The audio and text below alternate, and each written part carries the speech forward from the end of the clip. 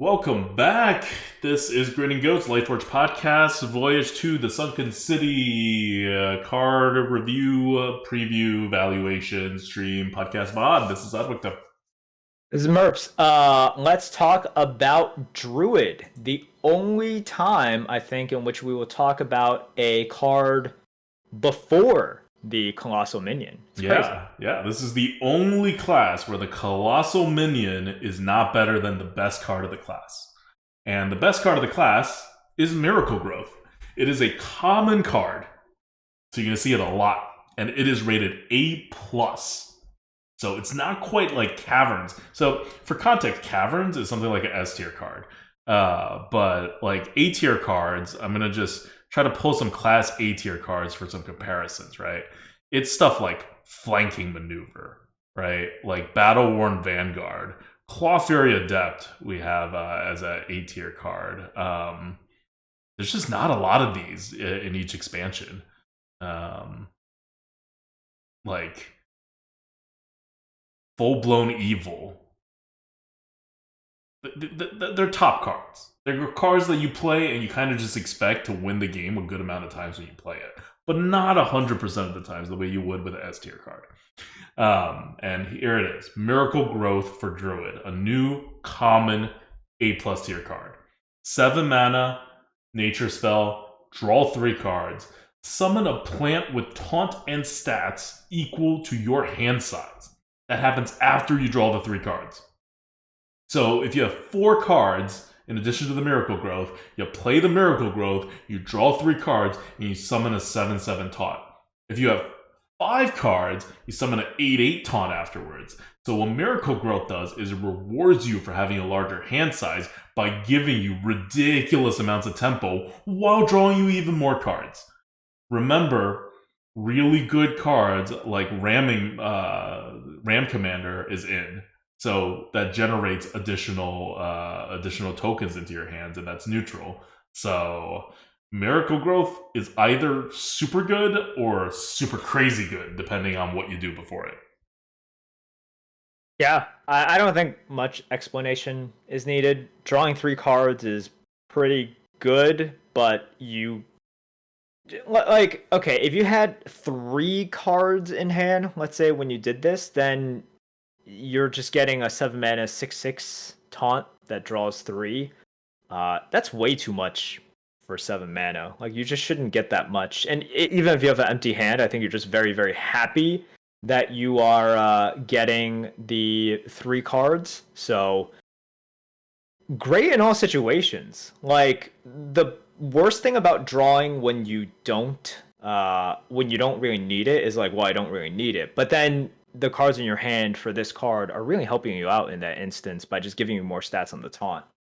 Yeah, there's nothing about this card that is bad in any situation you could play it in. Like, it's just, I don't know how they designed this card.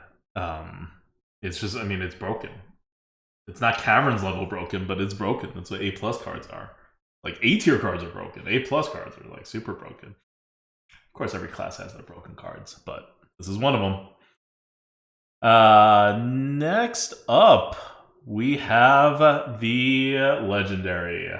This one is another A tier Legendary for the Colossal Legendaries, and it is Druids. So again, A tier is the lowest that Colossals get. They're all really good. But hey, it's not an S tier one, so this one's not quite pulling its own weight on the Colossal category.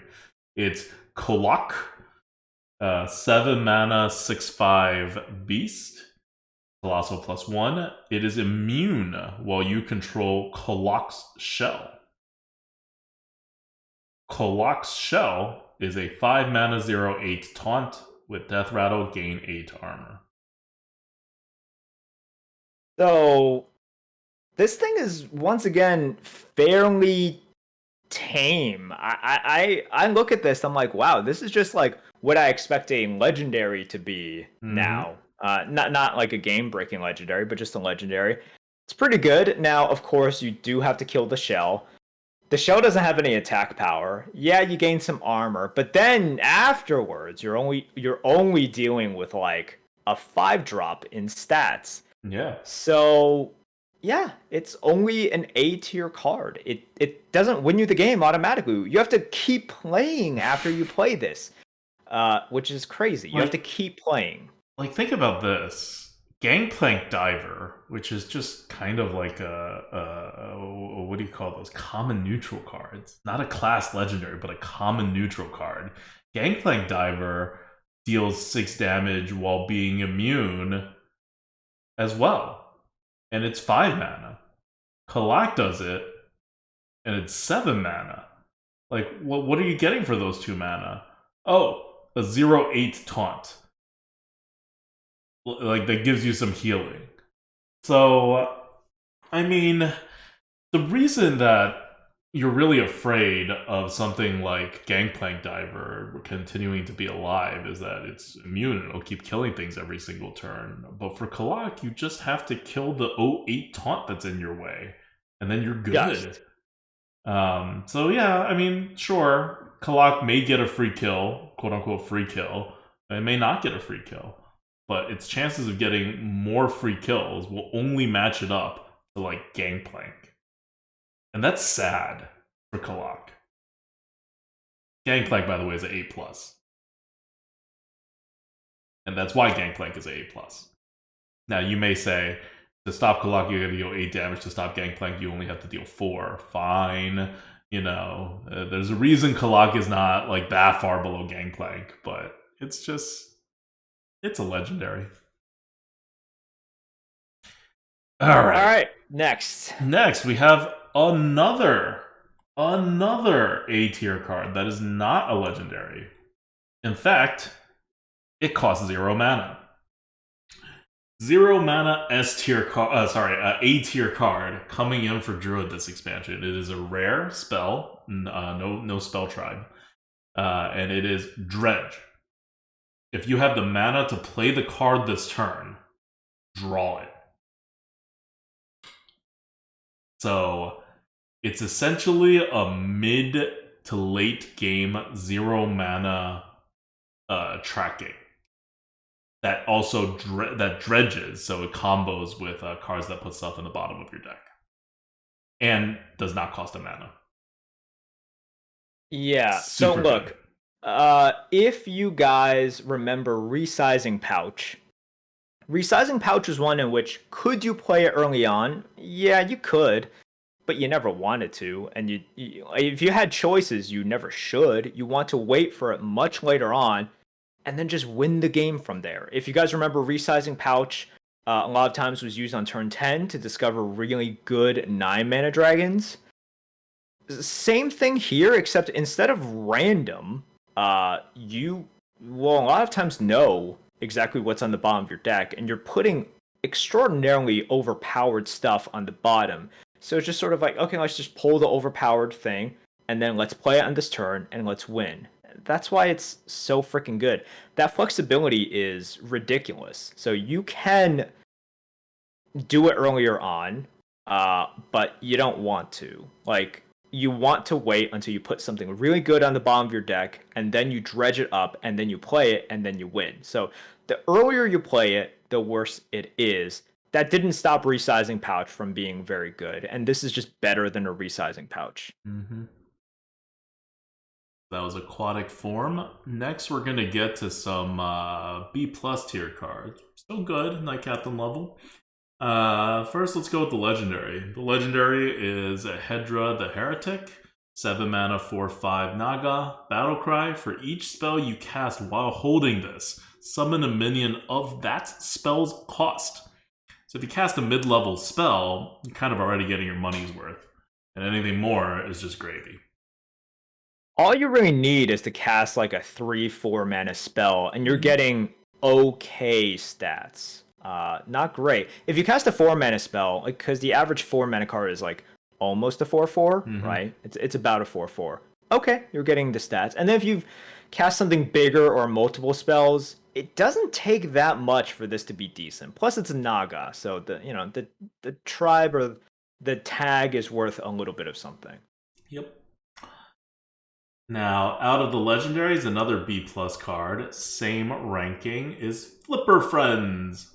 This is your 5 mana, choose one spell, nature spell. One is summon a 6/6 Orca with Taunt.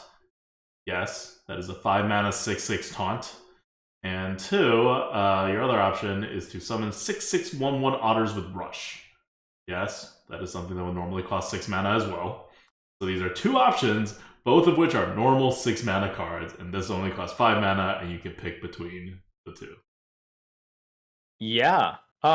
First of all, you'll notice there are some pretty good spells for Druid. So like we just talked about Hedra, right? And B plus is quite high, right? And so if you're thinking like, oh man, why is Hedra so high? Remember, Miracle Growth is a common, so that's a 7 mana common spell. Flipper Friends is a common 5 mana spell, and you're picking both of these a ton. Miracle Growth is A plus. Flipper Friends is B plus. Once again, B plus means extraordinarily good.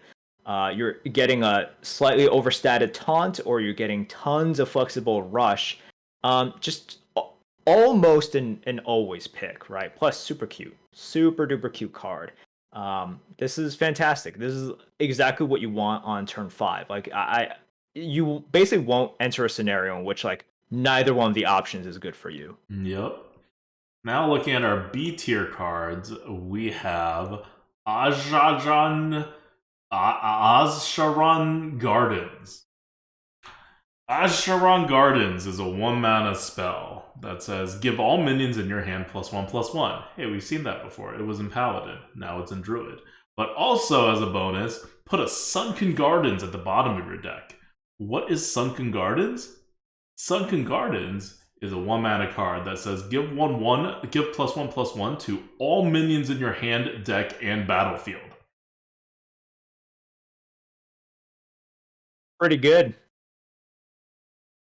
That's real good.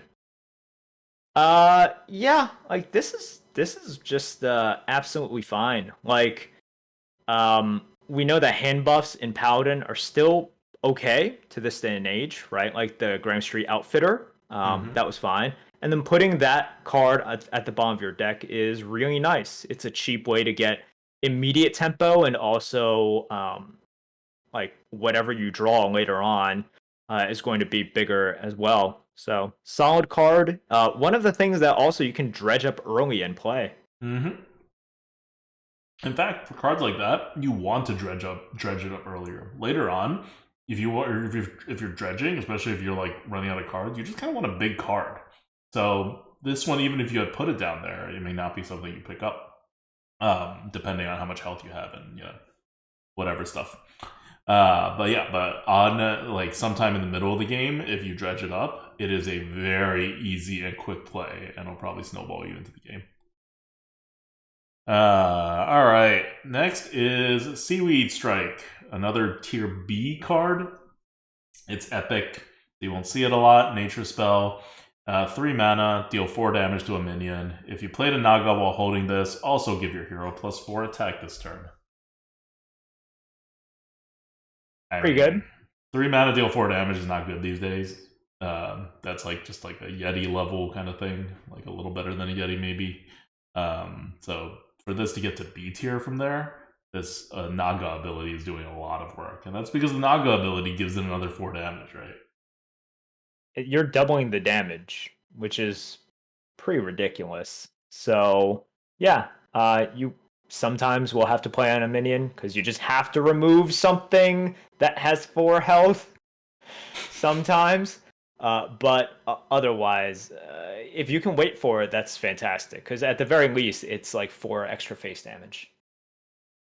All right. Next, we're going down to Bottom Feeder. Bottom Feeder is a C tier card, so a little bit better than a Yeti. This is a 1 mana epic minion. It's a beast, 1 mana, 1/3. Death Rattle, add a Bottom Feeder to the bottom of your deck with permanent +2/+2. So this may seem like a 1 mana, 1/3 with upside, but the upside is not that good. Why? Because do you really want a 1 mana 3/5 off curve when you dredge stuff up? Maybe, but probably not. You probably have better things to be dredging up. Things with initiative, bigger things. Yep. But once again, look, a C, it's a 1/3 is good. Like the game does start at 1 mana these days, and I see a lot of you guys are like, "Oh, it's not worth it." It's a 1/3 Mm-hmm. with a beast tag in a class that really does care about curve and tries to snowball.